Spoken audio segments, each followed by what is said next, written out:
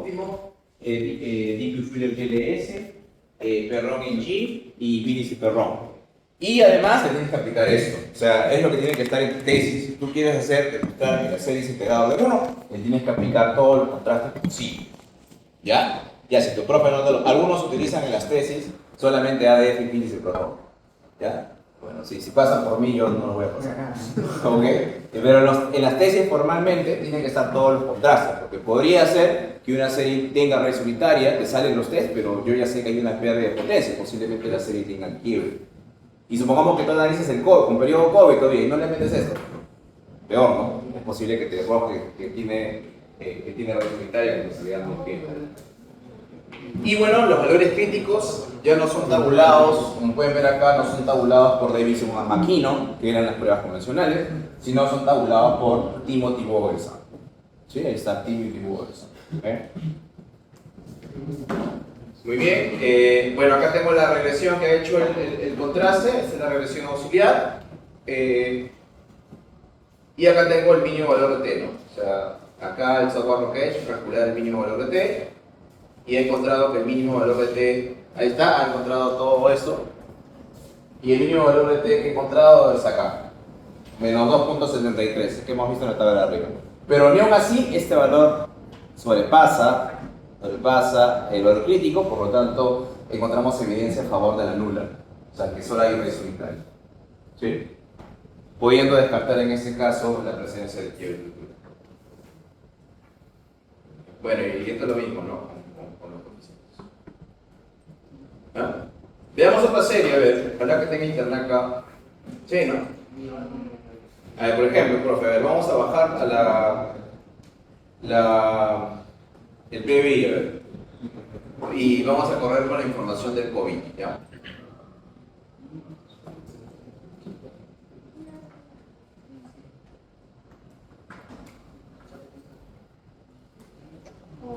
Ya, está acá. Ya, creo que tengo, perdón, variaciones reales. Ya, voy a correr así, voy a correr acá la PBI desde el año 1900, ya, desde el año 1990, no, 90, 1900, del 2000, ya, del 2013, voy a correr el 2013, ya, hasta el primer trimestre del 2026, cosa que no hay. ¿Listo? Vamos a ver. Vamos a ver si no tengo problemas acá con la...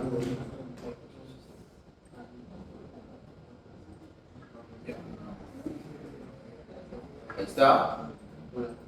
Ya. Entonces, este PBI es trimestral, como le quiero el Word file rápidamente, ya. El Word file trimestral.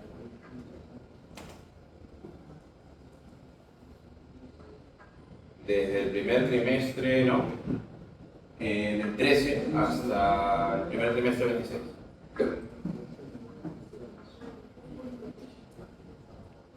Está, 53 observaciones, bueno ya, no importa. PBI. Ya, y aquí vamos a copiar los datos.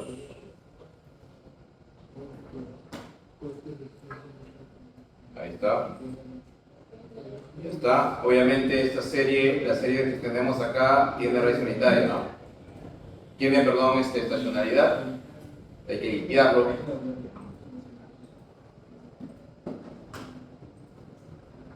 Ya está. Entonces acá tengo la serie PBI libre de estacionalidad. Y ahí tengo el pico del COVID, ¿no? Claramente esta serie tiene quiebre, ¿no? Esta serie tiene quiebre, acá está. Es un quiebre, es un valor atípico. Entonces solamente para quitar la dimensionalidad, te voy a decir acá que genere la serie en logaritmos.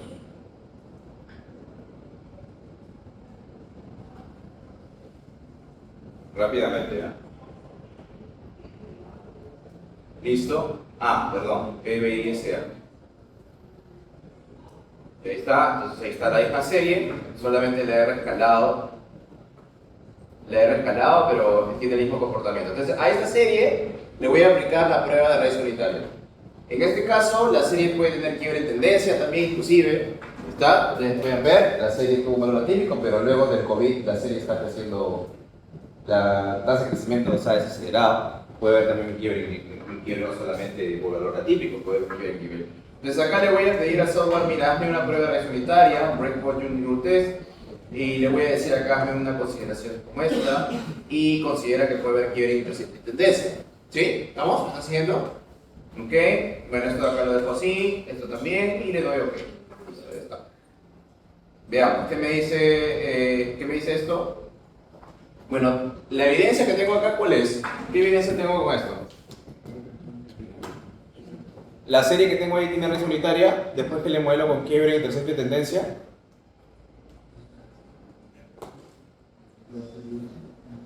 ¿Qué sale? ¿Qué sale? ¿Tiene o no tiene raíz unitaria esta serie que acabo de analizar? Se rechaza la hipótesis nula. Se rechaza la hipótesis nula, ya, pues ¿qué significa? Se rechaza la hipótesis de raíz. Que si la serie no tiene. Claro, por eso, pero el PBI te decía que tenía. Sí, lo que pasa es que mi serie es muy pequeñita, depende por el horizonte muy corto que tengo. Entonces, con ese horizonte corto, mira, el test está encontrando que esa serie que acabo de analizar no tiene raíz unitaria. ¿Y por qué no tiene raíz unitaria, profesor? Porque mira, cuando analiza esto, ¿no? Calcula, ¿ves? Esa serie tiene rebote. ¿Por qué salen dos picos? Ahora, ¿cuál está tomando el software? El software está tomando este de acá. El mínimo valor de T. Y ese mínimo valor lo está comparando contra el valor crítico. ¿Sí? Y observa, mira, el valor crítico, ¿dónde está? El valor crítico dice, está por acá, pero no. Está por acá y por acá. Entonces, ese valor está debajo del valor crítico. La diferencia del ejemplo anterior, nuestro valor crítico está acá. El valor crítico, no sé, el 5%, el valor crítico al 1% debe estar por acá, y el 10% debe estar por acá, ¿no? Por decir algo. O sea, tengo tres posibles valores críticos, y este valor está debajo, está acá. ¿Y qué fecha es, profe? 20. ¿Qué fecha es? El año 2020. O sea, el software, el test está encontrando, ok, hay evidencia de que no hay raíz unitaria, ¿sí? Entonces, la hipótesis alterna que voy a considerar es la presencia de quiebre estructural. Entonces, tú puedes determinar aquí en qué fecha ocurre el quiebre estructural, porque ya encontraste evidencia a favor de esto. ¿Cuándo? En 2020, o sea, sin decir al software que ya había el efecto COVID. Ahora, ¿ok? ¿Hasta ahí? ¿Claro? ¿Sí? Ahora, profe, ¿por qué tiene este rebote, no? Lo que pasa es que cuando tú haces esta regresión del modelo A, modelo B, modelo C, el test ADF, ¿qué hace? El test ADF toma la variable transformada en primeras diferencias. ¿Me acuerdas? O sea, cuando tienes esto, el ADF, cuando tenías esto de acá, así vamos a ponerlo. El ADF, ¿qué hace? El ADF dice, ok, variación de YT, ρ y YT menos 1, más la sumatoria, ¿no?, de las variaciones, ¿no? Entonces, eso está en tasa de crecimiento, y cuando tú tienes tasa de crecimiento, la tasa de crecimiento de una serie como esa, ¿qué considera? Considera que hubo una caída fuerte, pero luego rebota, pues. O sea, cuando tú transformes una serie que tiene esto, y modelas que rebota, es porque ha habido una caída fuerte y luego rebotó, para regresar a su nivel nominal. ¿Okay? ¿Qué? Profe, lo mismo sería si fuera para arriba. Si fuera para arriba, sí, también. Si fuera para arriba también, así es. Lo que pasa es que puede ser que el quiebre haya sido para arriba o para abajo, pero el T va a ser más chiquito ahí, pues. Porque cuando tú tienes quiebre, hay una evidencia más a favor de la alterna. O sea, el T va a ser más pequeñito. Acuérdate que el T estás analizando sobre este valor de acá. Y el T es más pequeñito cuando tienes más evidencia a favor de la alterna. Puede ser que haya un quiebre hacia arriba o hacia abajo. Lo que estoy diciendo acá es que acá rebotó. O sea, esta característica es porque la serie que tenemos acá es un valor muy atípico y porque la serie que estoy analizando es en primera referencia. ¿Sí? ¿Okay? ¿Está? ¿Ahora queda más claro? Y una cosa bien importante, por ejemplo, hay una serie que Perron analizó que era la tasa de interés. Es una variable que muchos chicos cuando asesoran las tesis encuentran que tiene raíz unitaria, pero esa serie no debe tener raíz unitaria. ¿Por qué?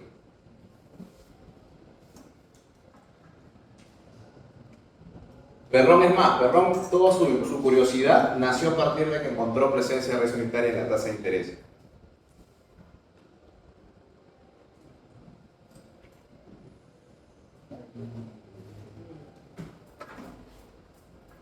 ¿Qué señaló Perrón de la tasa de interés? Bueno, lo que pasa es que la tasa de interés se supone que si tú tienes un central, ¿correcto?, que cambia la tasa de interés de referencia, por ejemplo, o utiliza una política de agregados monetarios, busca justamente que la tasa de interés esté controlada, ¿sí? Entonces, la tasa de interés no debería tener una fluctuación aleatoria, sino debería tener una fluctuación determinística. El Banco Central decide con política de agregados, con inflation targeting, cambiar la tasa de interés en niveles y la tasa sube o baja de acuerdo a un patrón establecido, no un patrón aleatorio. Entonces, lo que justamente el modelo Perrón es, cuando yo no incorporo los quiebres, la serie me arroja que tiene raíz unitaria. Pero cuando ya incorporo la posible presencia de quiebres, ahora sí la serie ya se vuelve una serie con quiebre estacionaria. Lo que evidencia, lo que aporta evidencia en favor de una política monetaria estable, predecible, ¿no? Acá ocurre lo mismo. Si ustedes modelan la tasa de interés interbancaria, ¿sí?, van a ver que si ustedes la modelan sin quiebre, la serie tiene RU, y si le incorporan presencia de quiebre, la serie ya no tiene RU. Bien. Pero, ¿qué más se puede hacer con el quiebre estructural? Bueno, se puede también hacer test de raíz unitaria con múltiples quiebres, pero bueno, eso no lo tengo acá en el IBIUS. En el IBIUS solamente tenemos un quiebre, ¿ya? ¿Y por qué no tengo múltiples quiebres? Porque bueno, alguna vez que lo vi en la maestría, es básicamente porque cuando tú modelas múltiples quiebres con raíz unitaria, los valores críticos son muy inestables. Porque ex ante tú no sabes si la serie tiene 1, 2, 3, 4 quiebres, no sabes. Entonces es difícil simular valores críticos si no es números. En cambio, cuando tú tienes valores críticos bajo un escenario donde solo hay un quiebre, ahí es más estable la generación de valores críticos. ¿Sí? Profe, el lag. El lag, acuérdate que es para introducir las rezagos de primeras diferencias para que el error se vuelva ruido blanco. ¿Te acuerdas de los parámetros de Nuisance? ¿Y por qué? En esta serie, por ejemplo, salió 10, pero en la anterior... Ya no, el software aplica una regla, pues, o sea, tiene las observaciones y si son más, te mete más. Por ejemplo, acá tiene 53, pone 10, pero el anterior tenía 192 y ya está. ¿Cuánto? Hasta 15 creo. 14. Pero esto lo puedes cambiar tú. O sea, el software te pone hasta cuántos rezagos puedo. Si yo ya le pongo, no sé, pues 30, 40, obviamente el software va a decir que no puede correr el modelo, porque tiene va a necesitar más rezagos, más parámetros que datos disponibles. ¿Ya? Y también asumió el método de Schwartz. ¿Podría haber asumido? Sí. Se recomienda el método de Schwartz porque la idea aquí es, no sobrecargar al modelo, ¿no? O sea, si tú, acuérdate que el criterio de información de Schwartz busca tener un balance adecuado entre parsimonia y ajuste. Y aquí no me interesa ajuste, acá me interesa más parsimonia. ¿Sí? Lo único que me interesa es meter los resultados suficientes de manera que se vuelva ruido blanco. Si yo estuviera más interesado en ajuste, de repente, o asegurarme de que este de acá no tenga nada de memoria, ya ahí puedes utilizar el acá. En realidad ahí hay una... Eso era para no sobreparametrizar. Claro, sobreparametriza, ¿no? Sí. O sea, la idea es no meter tantos rezagos. Si metes acá ahí, que posiblemente tienes un resultado diferente, ¿no? Esto de acá es bajo la lógica de que con el Schwartz tienes una estimación consistente del verdadero número de rezagos. O sea, toda la ventaja de Schwartz es en el entorno asintótico. ¿Sí? Una muestra grande. Aquí posiblemente con los 53 datos que tenemos un poquito. Necesitamos una muestra más grande. De hecho, en series de tiempo yo necesito más grande, por lo menos 100 observaciones para correr un modelo de serie de tiempo. ¿Sí? ¿Preguntas hasta acá? Para el trabajo, ¿cuántas observaciones más? 100, yo no sé. No, ustedes vamos a hacer un bar. ¿Sí? Un bar es como tener un camionetón. ¿Sí? Y los datos es la gasolina. ¿Sí? Entonces una pisada en el bar y los datos se consumen bastante. A diferencia de los univariados. Los univariados son como un carrito. Consumen poquito. Pero los modelos bar consumen bastante. Afortunadamente, en la literatura se ha demostrado, claro, los modelos bar, como son camionetones, te dicen que no pueden llevar mucho peso en términos prácticos. Eso significaría que no puedes meter muchas variables. Si metes, por ejemplo, 3 variables, ya estás, y tienes 2 rezagos en tu bar, vamos a ver eso, tienes que estimar 21 parámetros. ¿Sí? Lo que pasa es que hay una regla en el bar, que es el tema que vamos a ver ahorita, es el número de coeficientes, es el número de variables al cuadrado por el número de rezagos más el número de variables. O sea, n al cuadrado por b más n. Si yo tengo 5 variables y tengo 2 rezagos, ya tengo que estimar 105 parámetros. Imagínate. Entonces, un modelo bar es un modelo es un modelo muy bueno, pero es un modelo muy sobreparametrizado. Entonces, tiene ciertas limitaciones cuando quiere incorporar muchas variables dentro del modelo. ¿Sí? Pero claro, la idea también es incluir muchas variables para poder recoger de mejor manera el comportamiento de las interacciones entre las variables. ¿No? Afortunadamente, en la literatura han surgido los modelos bayesianos, ¿sí? Y un conjunto de modelos que se llaman los modelos Dummy-Priors, que pueden estimar modelos sin problema hasta 100 variables, ¿sí? Conjuntamente, ¿sí? Introduciendo básicamente ciertos valores adicionales que simulan ciertas distribuciones que se llaman priors, ¿okay? de los parámetros, ¿sí? ¿Sí? Esos se le llaman large Bayesian para modelos macroeconométricos, ¿no? Por eso que los bayesianos hoy son tan populares, no tienen las restricciones que tenemos con los modelos bar convencional. Bien, ¿alguna pregunta hasta acá? ¿Ninguna para pasar los bar? ¿Sí? ¿Qué?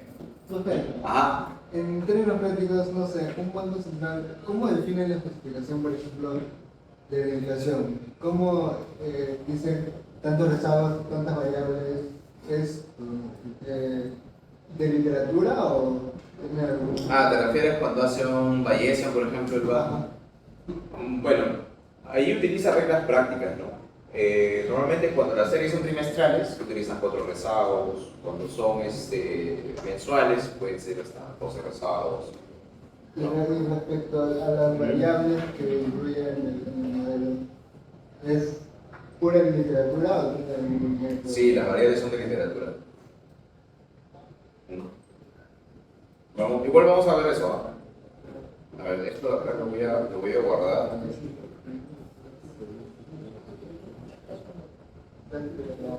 Ahora, ¿qué vamos a hacer?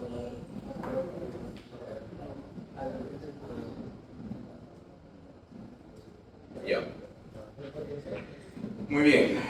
Vamos ahora al siguiente tópico.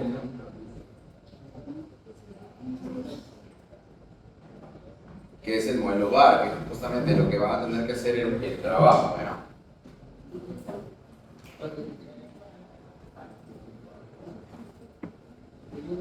A ver. Vamos a utilizar los slides que utilicé en econometría 3.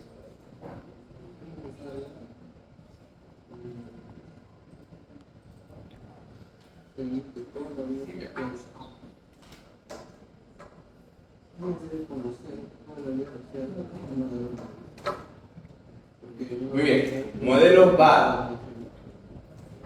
Modelos bar, ¿ya? Lo primero que hay que entender por qué se denomina bar. Bar común, bar corresponde a las siglas de vector autoregresivo. ¿Ya? ¿Por qué vector autoregresivo? O sea, primero, ¿por qué autoregresivo? ¿Se acuerdan por qué utilizamos la notación la denominación autoregresivo? ¿En qué contexto es rezado? Claro, porque una variable la modelamos en función a sus rezados, ¿de acuerdo? ¿Y con qué propósito hacíamos eso? ¿Con qué propósito nosotros empleábamos un modelo autoregresivo? ¿Qué buscábamos? ¿Qué buscábamos? Es decir, predecir un modelo estacionario. Pero había una implicancia bien concreta, ¿no? En un modelo VAR yo podía modelar la dinámica de la serie cuando ocurrió determinado shock, ¿no? Nosotros habíamos dicho que habíamos empleado esta notación, ¿no? Teníamos, por ejemplo, un proceso autoregresivo ¿no? ¿Sí? Y habíamos demostrado que si este phi es menor que 1, esto tenía una notación de esta forma.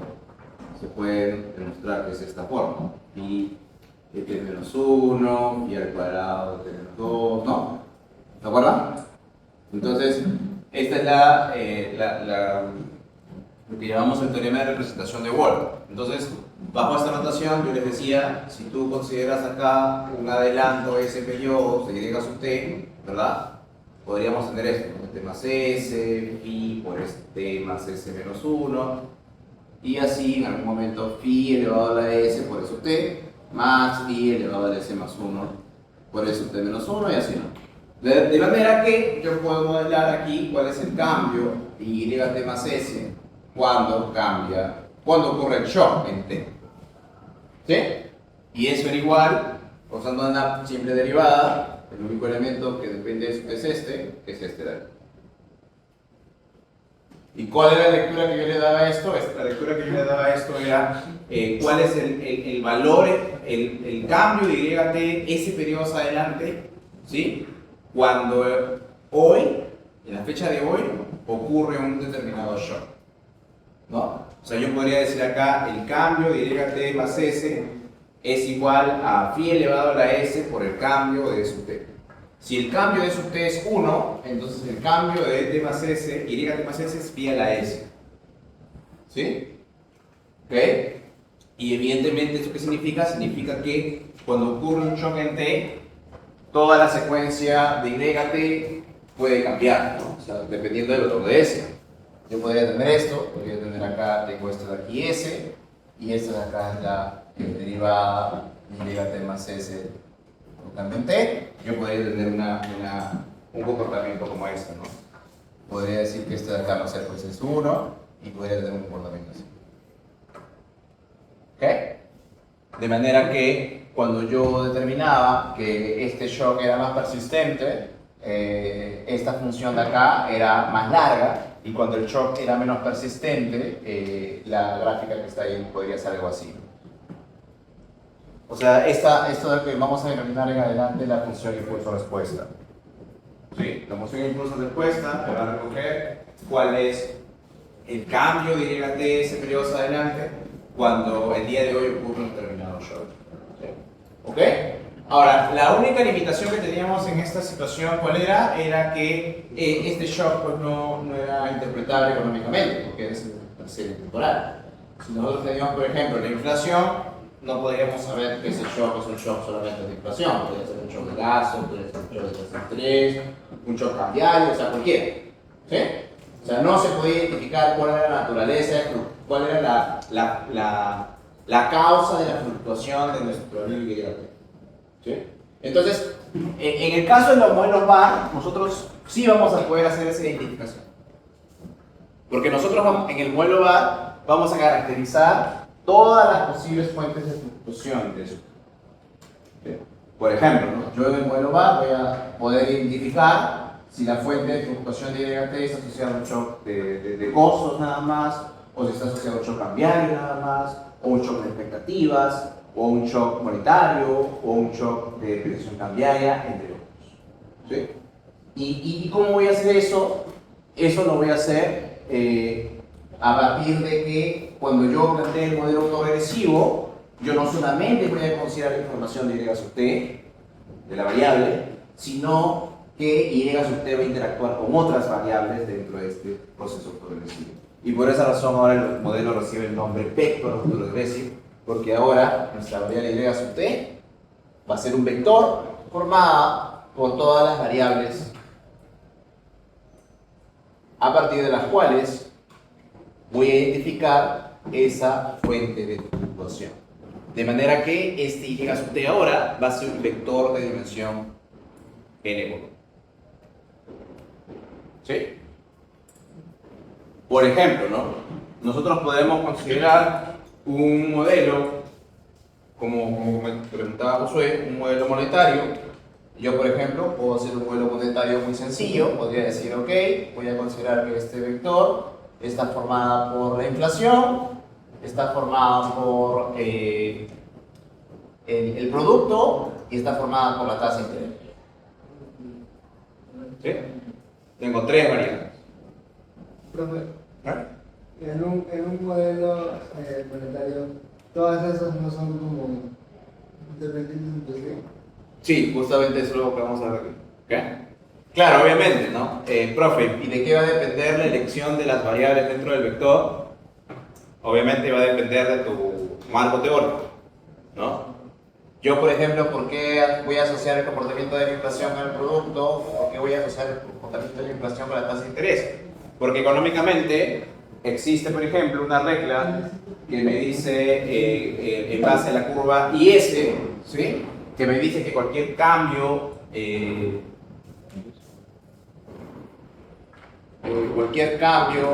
la demanda puede generar presiones de precios y eso genera inflación. O puedo utilizar una regla de Taylor que me dice que es una regla que sigue el Banco Central, donde yo sé que los cambios de la tasa de interés responden a cambios de la inflación. ¿Sí? O estos dos también lo puedo hacer con una curva IS. Perdón, esta era IS y la otra curva de Phillips. Perdón. Curva de Phillips, IS y regla de Taylor. O sea, tengo ahí un marco teórico para la interacción de las tres variables. ¿Sí? De manera que estas variables van a estar interrelacionadas en un sistema, ¿no? Porque lo que ocurra con una va a impactar en la otra y lo que ocurre en la otra va a interactuar en la otra, es decir, va a ser como un círculo, ¿no? Yo, por ejemplo, tengo acá la tasa de interés, tengo acá la inflación y tengo acá el producto. Entonces lo que va a ocurrir es lo siguiente: si sube la tasa de interés, yo sé que va a generar una reducción de la demanda, ¿sí? Y esta reducción de la demanda va a generar una caída de la inflación, ¿sí? O puede pasar que una subida de la inflación va a generar un incremento de la tasa de interés y este incremento de la tasa de interés va a generar una reducción de la demanda. O puede pasar también que un incremento de la demanda por un shock de gasto, ¿qué va a generar? Va a generar un incremento de la inflación y el incremento de la inflación va a generar una mayor tasa de interés por acción del Banco Central. O sea, las tres variables van a estar interactuando una con otra y el sentido de causalidad va a ser de esa manera. O sea, es un sentido de causalidad ya no en un solo sentido, ¿sí? Que era lo que asumimos en econometría 1, ¿no? En econometría 1 decíamos, tengo una variable dependiente y tengo una variable explicativa. Y el sentido de causalidad es de la explicativa a la dependiente, y no al revés. ¿Sí? Aquí lo que estamos asumiendo es una simultaneidad. Que una variable puede causar a otra, pero en otro escenario otra variable puede causar a esta, al revés. Eso hace que el modelo de este vector con dinámica autoregresiva sea modelada en un sistema de ecuaciones. Sí. ¿Cómo? O sea, entre esas variables, por ejemplo, entre dos, no puede que haya simultaneidad. ¿Simultaneidad dónde acá? No es simultaneidad, por ejemplo, que IT con el interés está simultáneo. Sí, acá también puede pasar. Claro, la idea es que todas las variables de acá pueden tener relación simultánea. ¿Sí? Y es más, no solamente eso. ¿Ya? O sea, no solamente puede. O sea, primero, una relación simultánea nos llevaría a señalar o a poder establecer o validar que efectivamente cuando yo modelo la relación de estas variables las debemos modelar como un sistema de ecuaciones. ¿Sí? Número 1. ¿Sí? Lo cual avala la notación vectorial. Y número 2, estas variables son completamente endógenas. ¿Por qué? ¿Por qué son completamente endógenas? Porque no solamente las fluctuaciones en t de las variables afectan al resto, sino que el pasado de las otras afecta el presente y el futuro de las otras. Y ese presente y futuro de las otras afecta al presente y futuro de las otras variables. O sea, el pasado influye en el presente también. ¿Sí? O sea, no solamente hay una relación presente, sino también del pasado con el presente y el futuro. Por esa razón, estas variables de acá reciben el nombre de variables endógenas. Y esa fue justamente la justificación teórica de por qué este modelo es más ventajoso en comparación a los modelos convencionales.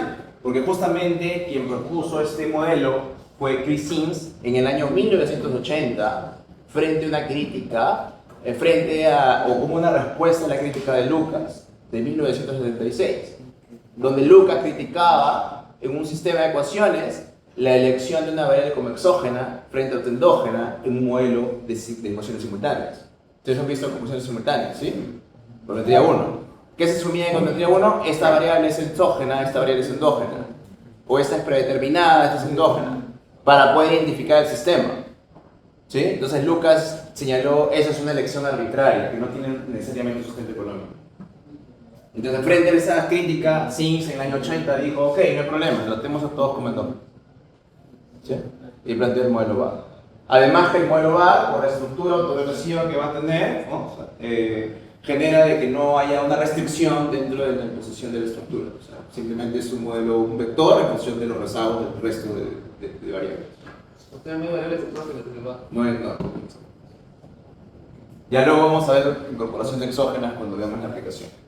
Eso se resuelve con instrumentales, ¿no? No, acá no necesitamos hacer instrumentales. No necesitamos instrumentales. ¿Sí? Porque no, acá no hay exógenas. Para que todas las instrumentales necesitarían ser exógenas. ¿Sí? Acá todas las variables son endógenas. ¿Ya? Muy bien, entonces, dicho esto y para pasar al break, nosotros vamos a hacer esto. Vamos a trabajar con un vector n por 1 y naturalmente, como estamos trabajando con series de tiempo, este vector se va a observar desde la primera hasta la décima observación, o sea, t mayúscula observación. Vamos a tener para el vector para t1, el vector para t2, el vector para t3, ¿okay? para cada. Y la dinámica autoregresiva va a venir dada por este modelo acá, ¿ya? ¿Qué vemos acá? Vemos que y sub t está modelada, o sea, el vector está modelada en función del rezago 1 de y sub t, el rezago 2, el rezago 3 hasta el rezago p. ¿Sí? O sea, es como si fuera un ARP, ¿no? Pero la diferencia entre esta notación y el ARP es que aquí utilizo una notación vectorial. Vamos a ver rápidamente acá, les voy a poner el modelo para salir al break y no respirar. Pero aquí es esto. Por ejemplo, si yo considero un VAR, un vector autoregresivo de orden 2, entonces lo que tendría que hacer acá es esto, ¿no? Colocar el vector, vamos a utilizarlo así, es en función de un drift, un intercepto, un vector de interceptos más una matriz que vamos a ver de orden 2×2 o de orden n por n, perdón, por y t-1 más otra matriz por el vector rezagado 2 periodos más eso. Este es un VAR de orden 2. Profesor, pero ese es un AR, ¿no? Pareciera un AR, ¿no? Parece un AR de orden 2. Pero ¿por qué no es un AR si no es un VAR? Porque aquí en lugar de y sub t, ¿quién es? Es un vector. Entonces, si yo hago la representación extendida de este modelo, yo vería esto, ¿no? Si es un VAR de n variables, sería acá 1 sub t, 2 sub t, n sub t. Aquí tendría interceptos, tantos interceptos como variables tenga. Y esta de acá, mira, esta de acá sería una matriz. ¿De qué dimensión esa matriz? qué dimensión? ¿Será? ¿Ah? N por N. N por N, perfecto. N por N, una matriz de orden N por N que multiplica los rezagos de la variable, ¿no? Y acá igualito todo. ¿Ok? Profesor, en el bar hay más. En el bar Puede haber más. puede haber más, pero eso no vamos a verlo ahorita. Puede haber más. Sí, sería un bar, ¿no? ¿Ya? Y acá solamente para que se lleven lleven esta impresión al break, ¿ok? Voy a hacer aquí, por ejemplo, un bar de orden 1 con dos variables. Y voy a considerar la variable de inflación, yo digo, sea el vector y sub t formada por la inflación y la tasa de interés, ¿ok? Y voy a plantear un bar de orden 1. Entonces, si yo quiero plantear un bar de orden 1, ¿cómo sería? Sería así, ¿no? Tendría acá inflación, tasa de interés, interceptos, ¿no? Dos interceptos, ¿cierto? La matriz de qué dimensión, chicos? 2 por 2, muy bien. Ajá, muy bien. ¿Y a quién va? El primer rezago de la inflación, y aquí va el primer rezago de la tasa de interés, y esto con estos dos errores, voy a poner 1 y 2. Entonces, ¿qué es lo que se observa en un bar? A simple vista. Bueno, yo observaría, si yo esto lo hago en representación extendida, ecuación por ecuación, diría, la inflación se puede modelar como un intercepto más, mira, esto por esto sería pi 1 por pi t menos 1 más pi 2 por i t menos 1 más el sub 1. ¿Qué significa esto? Significa que en esta notación estoy modelando que el presente de la inflación se puede representar como una combinación del pasado de la propia inflación, que es la estructura autorregresiva convencional, pero además también del pasado de la otra variable con la cual va a interactuar la inflación. Y un componente es E1 sub t, que va a considerar todas las posibles fuentes de fluctuación de la inflación en t. ¿Quiénes van a estar aquí? Como vamos a ver luego del break, aquí las fuentes de fluctuación que están presentes son el shock de la inflación y el shock de la otra variable, que es el shock de tasa de interés. Y cuando tengamos que identificar cada fuente de fluctuación, el bar convencional se va a llamar un bar estructural, o también conocido como los S-bar, que justamente es lo que vamos a tener que hacer en la aplicación, identificar el S-bar. Bueno, y acá solamente para complementar esto, pongo la segunda ecuación, donde la segunda ecuación también denota esta relación, ¿no? O sea, denota que a partir de esa notación, la tasa de interés se puede representar en función al rezago de ella misma, pero el rezago de la inflación. Y las fuentes de fluctuación que vamos a identificar por cierto. ¿No? Bien. ¿Preguntas hasta acá? Profe, ¿Ah? resumo que esos rezados son estos. ¿Cuál rezago que son? O sea, la tasa de inflación. ¿La inflación? ¿Cuál? La tasa de inflación, los rezagos. Esos no son exógenos.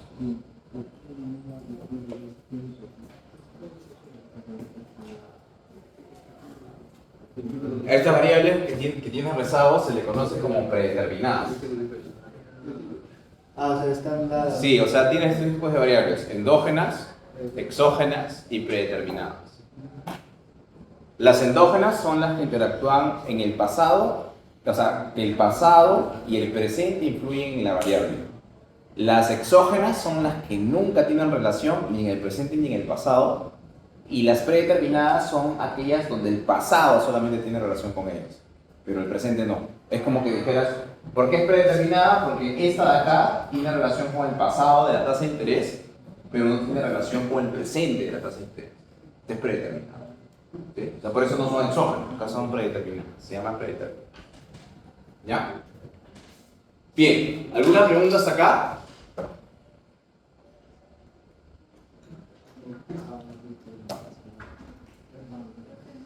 Sí. El error incluía ambos shocks. ¿Cómo? O sea, el error, por ejemplo, incluía ambos.